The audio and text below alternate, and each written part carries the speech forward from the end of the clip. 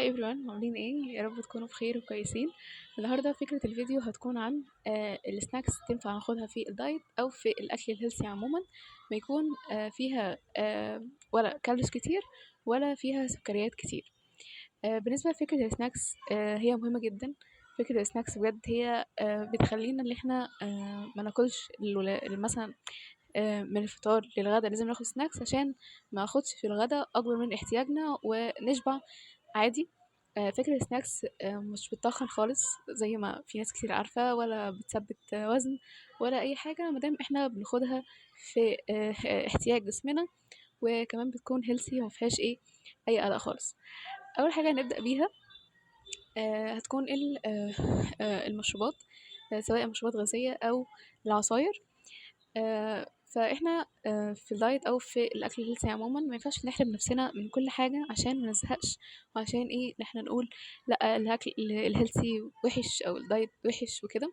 بس في العموم شيلوا فكره الدايت من حياتكم كده ومن دماغكم، وامشوا بكلمه الهيلثي فود، الاكل الهيلثي او الحياه الهيلثي وبس.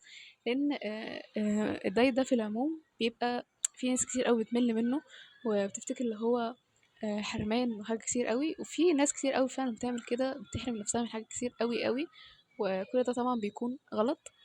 بس في نقطة أخيرة قبل ما هبدأ الفيديو، السناكس اللي أنا هقولها دي مش بتتاكل كل يوم، يعني في الأسبوع كله لا. يعني مثلا يعني مثلا أخدها مرات في الأسبوع، مش طول الأسبوع، بالذات المشروبات الغازية مشروبهاش طبعا طول الأسبوع.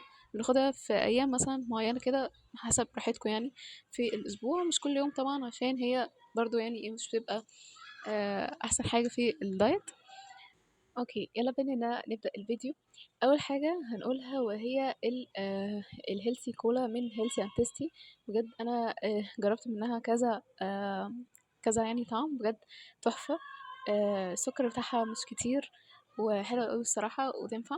ده الهزة قدامكم، في منها الإزازة العادية، في منها الكان، فالاتنين صراحة تحفة. يعني هم عادي يعني، بس قصدي حسب الشكل يعني المختلف. شوفوا انتوا تحبوا ايه وجيبوه. وفي كمان من هيلثي اند تيستي العصير ده، في طبعا منه كذا طعم مش ده بس. فصراحة انا شركة يعني او براند هيلثي اند تيستي بجد ده تحفة. وانا يعني اول ما بدخل كده على الويب سايت بتاعه بلاقي صراحة كل حاجة ممكن نفسنا فيها ناكلها في يومنا، في مثلا الاكل الهيلثي او في الدايت كده. بجد هم عندهم حاجات كتير قوي قوي، بجد افكار كتير قوي من كل حاجه بجد بيعملوها هيلثي، فبصراحه تحفه. وكمان هبقى اعمل لكم عليها منشن على الانستجرام، فعشان تشوفوا البيج بتاعتهم والويب سايت عليه كل حاجه ممكن تقدروا تطلبوه، او هو كمان بقى بينزل دلوقتي في الماركت يعني، فانتوا تبقوا تجيبوه. في كمان جرين كولا اللي هي دي برضو حلوة، طعمها حلو برضو، جربت منها كذا نوع وحلو برضو، ومفروض اللي هي معمولة بسكر ستيفيا، فهي حلوة الصراحة وطعمها حلو يعني. في بقى طبعا من هنروح بقى للأكل، احنا دلوقتي المشروبات خلاص، هنروح للأكل السناكس اللي احنا ممكن ناخده في يومنا كده. في من بالانس ده هيظهر قدامكم على السكرين، في منه كذا طعم برضو. صراحة هما كلهم أنا دقتهم كلهم، الأطعمة كلها، وصراحة طعمهم تحفة. وينفع بجد، هو فيه أصلا بروتين حلو، يعني فيه نسبة بروتين حلو، فصراحة تحفة كاختيار حلو. وفي طبعا فليمانكو اللي هو هيظهر قدامكم على السكرين ده برضو حلو قوي، يعني أنا بحبه. وبجد في منه برضو كذا طعم زي ما انتم شايفين، في كتير قوي من فلامانكو. في كمان من بيمبو، في الاتنين دول بسكوت شوفان من بيمبو. بس الأحسن ان انا يعني برجحه اكتر في الهيلثي، اللي لونه اورنج ده احلى من اللي لونه ازرق، يعني بيكون هيلثي اكتر وكده بيكون احسن.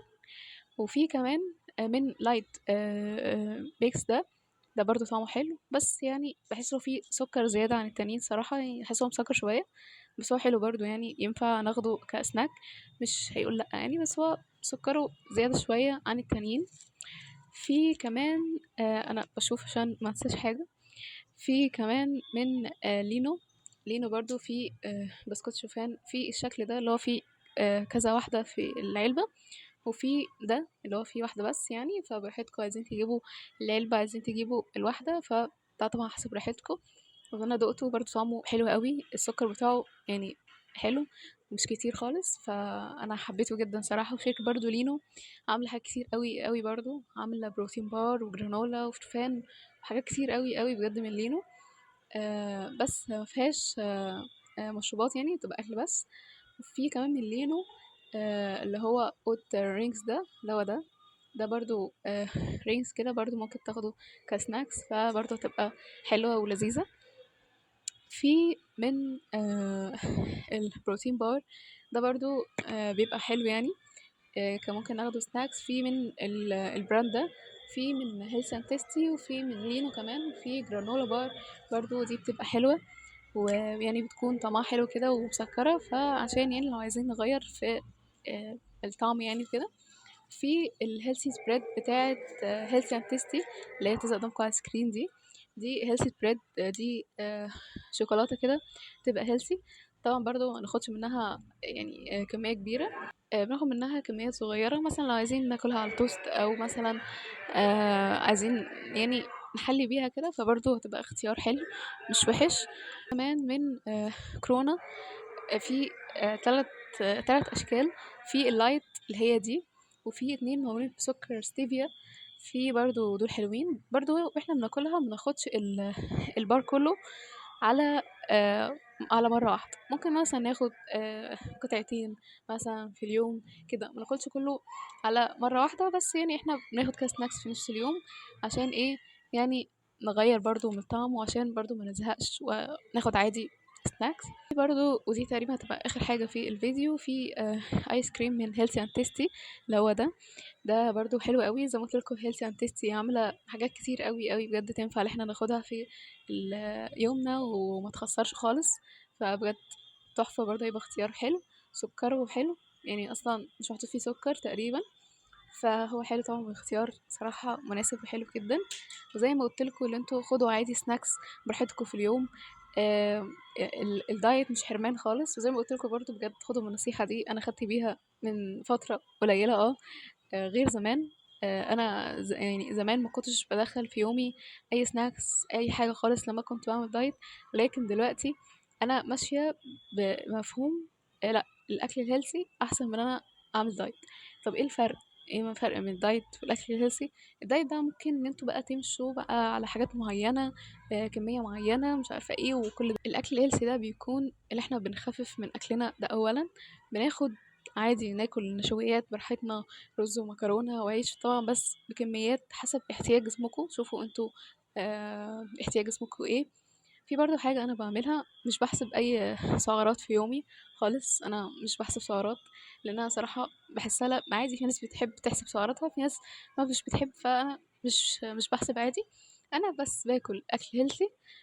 طب هل جاب معايا نتيجة الموضوع ده؟ طبعا جاب نتيجة جدا، وصراحة حاسة ان انا برضو يعني مرتاحة في الوضع ده اكتر، احسن من الوضع اللي انا كنت عاملة دايت ومنع بقى كل حاجة وباكل بس الفطار وغدا وعشاء بس، مش بدخل اي سناكس في اليوم. بس طبعا ده كان غلط صراحة، زهقت في الاخر. فعشان كده بقول لكم امشوا بمفهوم الاكل الهيلثي بدل الدايت. وبرضو مش كل يوم زي ما قلت لكم ناكل الحاجات دي، ممكن برضو ندخل سناكس فاكهة وخضار، ده طبعا احسن من دول بكتير، عشان بيكونوا برضو حاجات طبيعية اكتر. ممكن برضو تاكلوا فشار برضو حلو كسناكس، برضو بكمية حلوة كده صغيرة. وفي حاجات كتير قوي قوي بجد سناكس وافكار كتير قوي، طبعا هقولها لكم فيديو تاني عشان ما اطولش عليكم. واتمنى الفيديو يكون عجبكم وان انتم تكونوا استفدتوا من الفيديو، واشوفكم الفيديو الجاي. باي باي.